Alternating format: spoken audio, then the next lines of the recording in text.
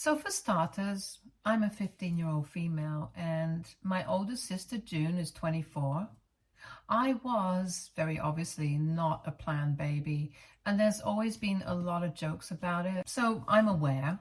My dad never made me feel less important when he was around, but I can't say the same for my mother, to be honest. So my father passed away around 3 years back after he got into a really bad car accident. Since then, it's just been my mom and I living here. June used to live with us, but she only stayed for a year after she graduated, and once she had saved up enough money, she moved out. I was very thankful for it because by then, June and I had started fighting a lot, and I really didn't like her. She and I had never had a sisterly relationship, and after my father passed away, I started to realize how unfairly my mother treated the two of us, and it used to get on my nerves. So I would fight with my mom, and June would come to her defense, and then we would end up fighting as well. It was mostly about petty stuff, like my mother would always expect me to do most of the chores around the house, while June would just get to sit on the couch and do nothing after she came back home from work. I don't understand how that was fair because I used to come back from school and she had a desk job. I think I used to have to do more physical activity than she did, so it would have been completely fair to split the chores equally between the three of us. But my mother wanted to make sure that she did not get exhausted after work from doing the household chores as well, which is where I came in. I used to protest against this kind of treatment a lot, which would lead to fights with my mother and then eventually June. There were other things as well that June and I did not agree on, and it also led to a lot of tension between the two of us. And my mother would always take her side whenever we fought. So I was very happy when she left. After she moved out, she would still visit my mother, but I would completely ignore her and she would do the same to me. We were content with that arrangement, and for the past couple of years, we have barely spoken to each other. My mother thinks that I should apologize to June for my behavior in the past and fix things with her, but I don't find it necessary. June has also never showed any regret or expressed an interest in having any sort of relationship with me. So I think both of us are fine with what we have. And then recently, my mother forced me to help her out with some emergency, and that is what has led to so much drama right now. My maternal grandmother passed away almost a year ago, and a couple of months back, I finally received my inheritance. Since my mom's father passed away when I was really little, she received all the money that my grandmother had and the house that they used to live in. She also inherited every other asset that belonged to my grandmother. But the most important one, the family heirloom of sorts, came to me, and my mother was not happy about it. It was the only thing that she left me in the will, while June received some of her favorite pieces of jewelry. Both my mother and June were very surprised by this, but I wasn't, since I had always had a good relationship with my grandmother. Of course, it was kind of shocking that she would leave the family heirloom to me, but I was very happy about it. It was a diamond ring with a huge stone, and I kept it safely with me for the few months that I had it. My mother tried to convince me to hand it over to her so she could keep it, but I refused because I wanted it to be with me at all times. However, a couple of weeks back, she forced me to sell it because of some emergency that June had. I was not in agreement with her when she came to me and said that she would need me to sell the ring so we could get some extra money because June had sprained her ankle and she needed a nurse to take care of her since she lives alone in her apartment. I found that ridiculous because I thought June was a working woman, so she could definitely afford to pay for the nurse herself. But apparently her medical insurance does not cover that, and my mom didn't want to lend her money because she herself was planning on buying a new car, so she wanted to save up for that.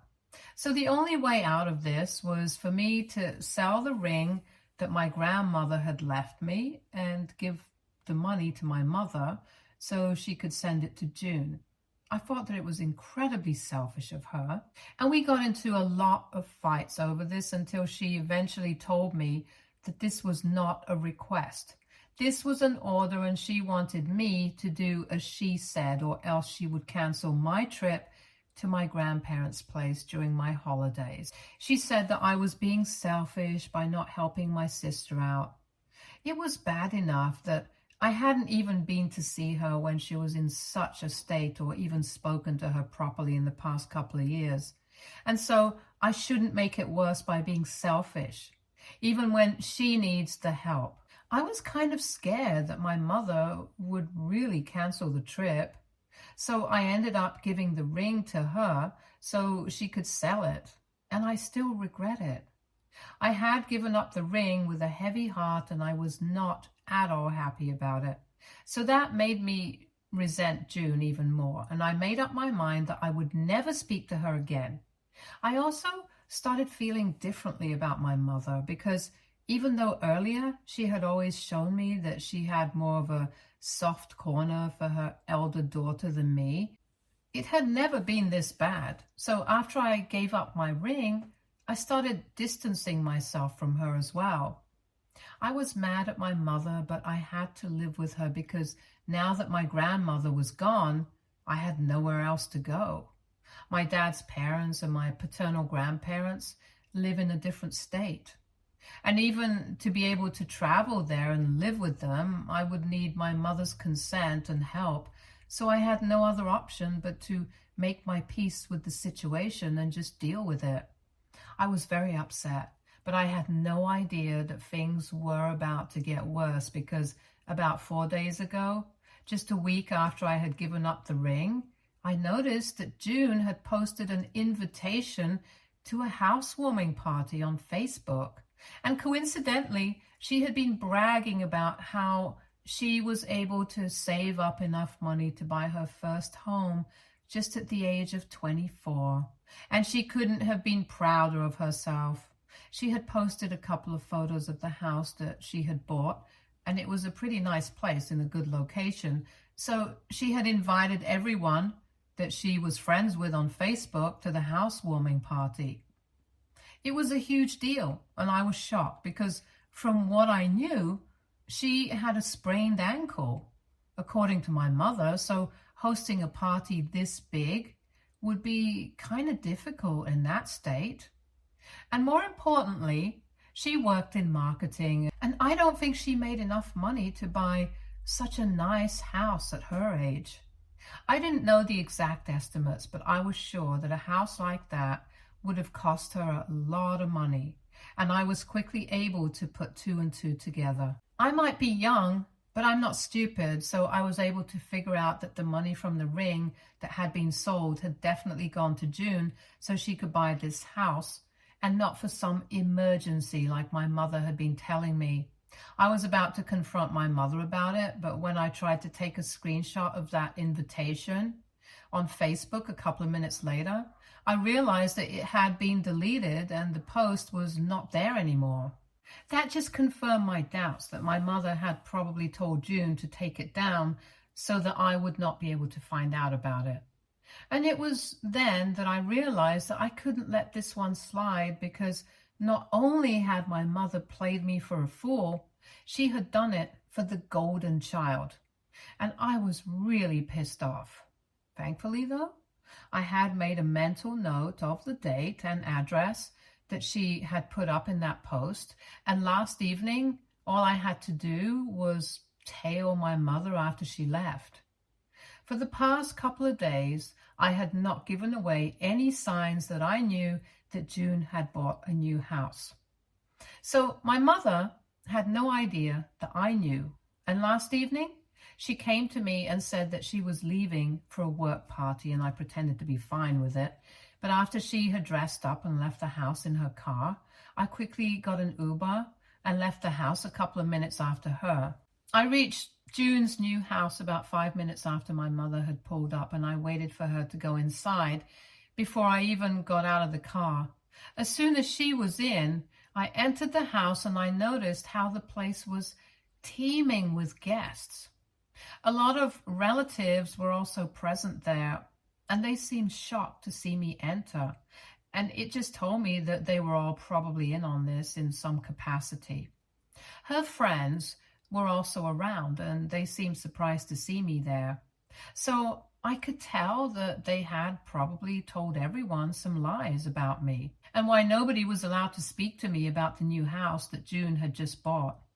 I found out later from one of my aunts just this morning that they had texted everyone and told them to keep this secret from me and not tell me anything about it, because apparently I had been having a lot of trouble at school and I constantly kept comparing myself to June, which is why I was not getting along well with her and had completely cut her off. So that's why all of them had been shocked to see me there. Anyway, once I was inside her house, my mother and June were a little too late to realize that I was there. And as soon as I could, I grabbed the karaoke mic from one of her friends and started addressing everyone that was there. I didn't exactly have a speech prepared, but I had enough anger and resentment to make one up on the spot. And I revealed everything, right from how unfairly my mother had treated me after my dad had passed away, and how she had lied to me about how June needed money for an emergency and ordered me to sell the only thing that my grandmother had left me so that she could fund her golden child's dream of being a young homeowner. What's worse was that June was probably bragging about how she had accomplished all of this on her own. But the truth was that she couldn't have done any of it without money. And people needed to know that, because she was lying to them about having done this without any help from anyone. So I couldn't just let it happen and say nothing, especially when my mother and June were so intent on erasing my contribution in this entire thing. After my speech, everyone was pretty shocked, including my mother and June, so I stormed out and went back home. My mother came back home about half an hour after I did, and she was furious, which I had expected. Obviously, she was really mad that I had exposed her and her favorite daughter in front of all those guests. She started screaming at me as soon as she entered the house and accused me of ruining my sister's reputation because I was jealous and unhappy. But this time, I fought back and told her that she had been dishonest with me and had cheated me out of a diamond ring because she wanted June to get something she hadn't worked for. I told her that she had been unfair and biased and that she and June completely deserved what was coming to them. So I had no regrets about what I had done. Then she told me that June was not even aware of where the money had come from until a couple of days back, when my mother told her to take down that post that she had made, and she had to explain why she did not want me finding out about any of this. So I really had no need to humiliate her like that. My mother said that if I had a problem with her behavior, I should have confronted her instead of pretending that everything was fine and then pulling off a stunt like this simply to humiliate my family. She told me that after I had stormed out of the party, a lot of relatives had also left without a word, and her friends also seemed very uneasy. She told me that June had been very upset and had completely broken down after everyone had gone, because this was supposed to be a happy day for her, and I had taken that away just to be petty. My mother told me that she was really disappointed at me and how I had behaved, and after that, we didn't speak. She left for work really early this morning before I had even woken up, and now that I have calmed down, I feel very weird about this situation. I don't know if I should feel guilty or not, but I do, to be honest. AITA for humiliating my mother and my sister at her housewarming party. Update 1. Hey, so a couple of hours have passed since I made my post, and it's almost midnight right now. My mother came back home quite late today, and I'm pretty sure that she was not at work. She probably went to June's place after work. I'm not sure, but I'm guessing that's what happened. Anyway, it doesn't matter in the first place, because ever since she came back home, she hasn't even acknowledged my existence in the house. I had been sitting in the living room when she came back home, specifically because I wanted to speak to her, but she walked right past me. She didn't even look at me and went to her bedroom. I felt kind of bad because even though I was not going to apologize, I just wanted to talk to her and clear things out, but clearly she was not interested. She has her mind made up about who is in the right here, and I can't change it, very obviously.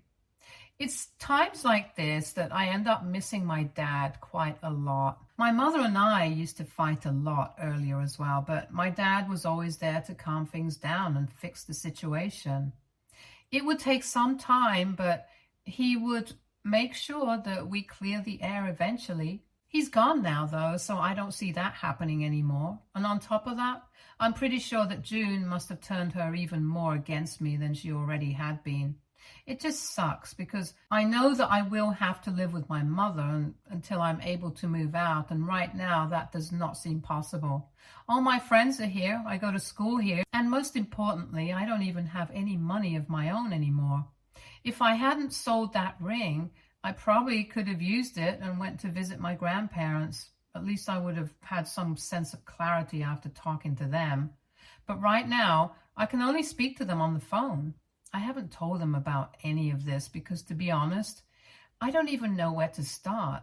And I don't want them to worry about me and then come to pick me up, because I'm pretty sure that if they find out about any of this, they will definitely come to my rescue. And that will lead to even more drama. Trust me, that's the last thing that I need. For now, I just need to lay low and deal with whatever life is throwing at me. If my mother doesn't speak to me, that's just how it is, and I will have to deal with it. I still have school tomorrow, so I'm going to go now and try to get some sleep because I can't start slacking off at school as well just because of this. I will keep you guys in the loop about what's happening. Thank you so much for all the supportive comments and messages. Update 2. Okay, so a couple of days have passed since I posted my last update, and since then, literally everyone has told me to talk to my grandparents about this.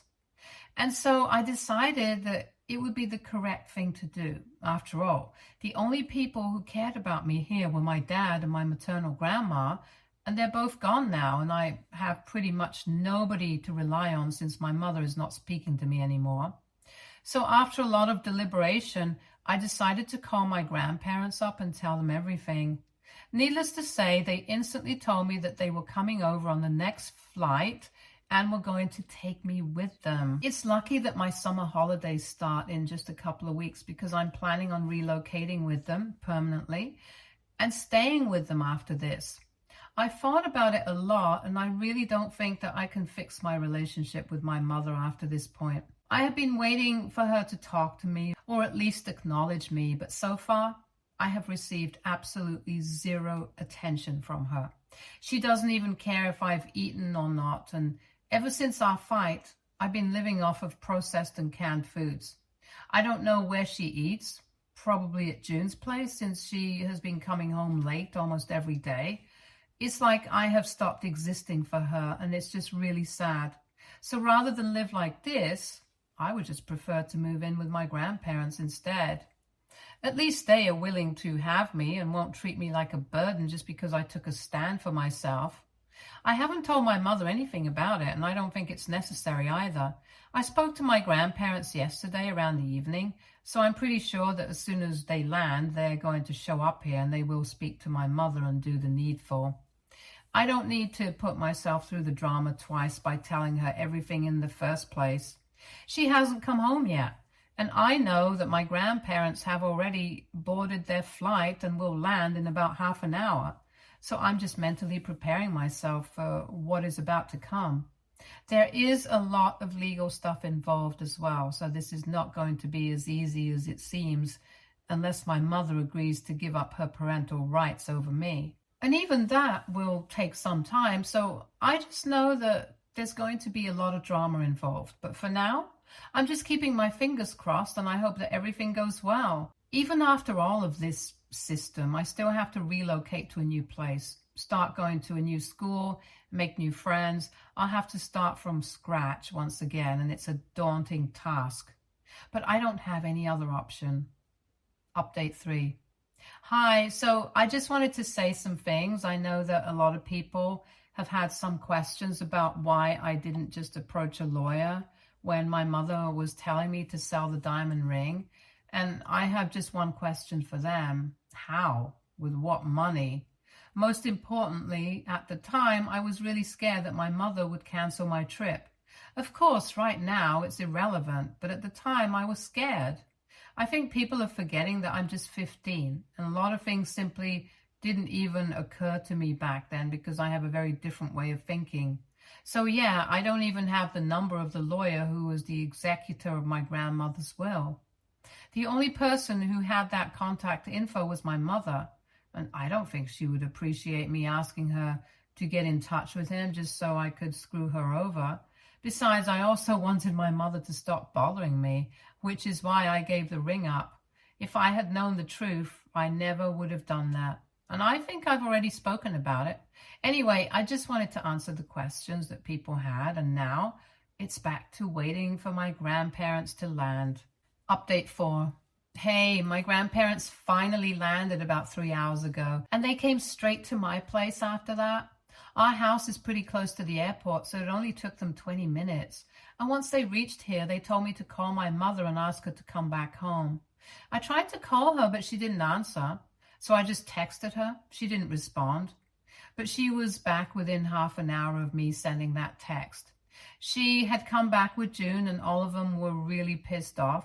When she came back home, she asked my grandparents with a really nasty tone why they were here, and they told my mom that they were here to take me back home with them.